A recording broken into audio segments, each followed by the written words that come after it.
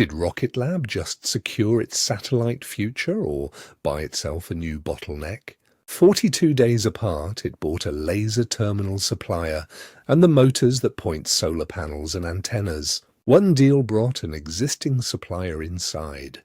The other filled a missing hardware gap. Now Rocket Lab owns more control and more ways to fail.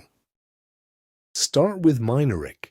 Before the acquisition, Mynaric supplied Condor Mk3 optical terminals for Rocket Lab's contracts to build 36 satellites for the Space Development Agency.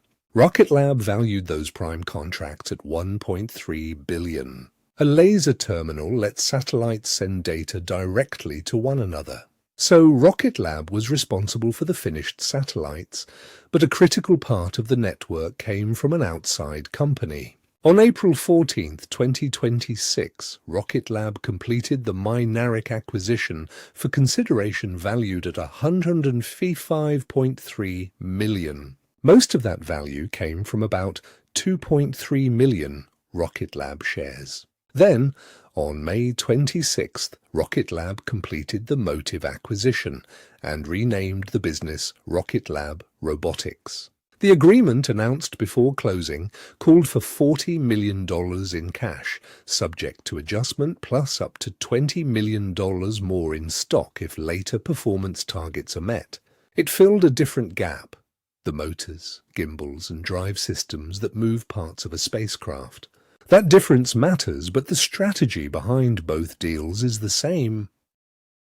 Mynaric's terminal lets satellites talk to other satellites with laser links. A large constellation needs those links to move data across the network instead of treating every satellite as an isolated machine.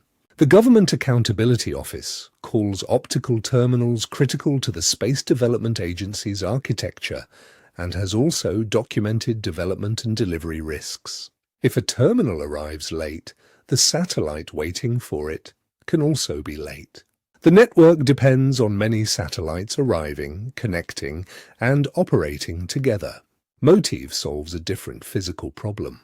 Solar panels need to turn toward the sun. Antennas and propulsion hardware also need to point in the right direction. Motiv builds drive assemblies, actuators, and gimbals, the joints that point antennas or thrusters, along with the electronics that control those movements. NASA describes solar array drive assemblies as motorized spacecraft mechanisms. Rocket Lab already supplied solar cells and arrays. Motiv adds more of the hardware that moves and controls them.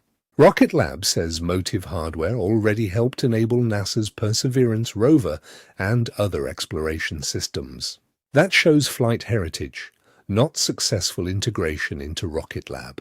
These components may look small next to a rocket or satellite, but a failed mechanism cannot be repaired with a software update after launch. The satellite can reach orbit and still fail to produce power, communicate, or perform its mission. Mynaric helps data move. Motiv helps physical hardware move. Rocket Lab is buying the parts that make a satellite useful after it leaves the launch pad. Rocket Lab is trying to become more than a company that launches rockets. It wants to build more of the complete mission: the satellite, key components, and launch. The business term is vertical integration. In plain English, Rocket Lab wants fewer important handoffs to outside suppliers. That can help in 3 ways. First, engineers can design the satellite and its components together, instead of discovering conflicts late in production. Second, management may have more control over which customer receives scarce hardware first. Third, Rocket Lab can bid for larger programs because it owns more of the system the customer needs. But ownership alone creates no advantage. An acquired team does not instantly fit new systems, schedules, and quality rules. Rocket Lab still has to produce the hardware at the required volume, integrate it without new delays, and earn enough from the larger system to justify the purchase. The bull case is therefore not simply more products. It is better coordination. Rocket Lab wins only if bringing these parts together makes delivery faster, contracts larger, or economics better. Rocket Lab did not remove these risks. It agreed to own them. Mynaric still has to manufacture terminals at the required pace. Motiv's hardware still has to fit into Rocket Lab's spacecraft and production systems. Both businesses add people, factories, quality controls, and costs that management must handle while delivering existing programs. Rocket Lab's latest quarterly filing warns that acquired businesses may not produce the expected results. Mynaric was paid mostly with Rocket Lab shares, which creates a real cost for existing owners. Customer concentration adds another risk. One government customer represented 36% of Rocket Lab's first quarter 2026 revenue.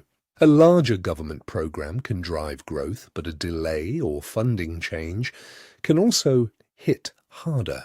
Investors do not need to predict every technical detail. They can watch 3 simple signals. Are Mynaric terminals delivered on time? Does Motiv hardware appear in repeat Rocket Lab programs? And do delivery margins or contract wins improve enough to justify the cash, stock, and management attention? If schedules slip, costs rise, and outside customers fail to appear, Rocket Lab did not solve the bottleneck. It bought the bottleneck. The strategy deserves credit only when control shows up in execution. Rocket Lab now owns more of the mission and more of the risk.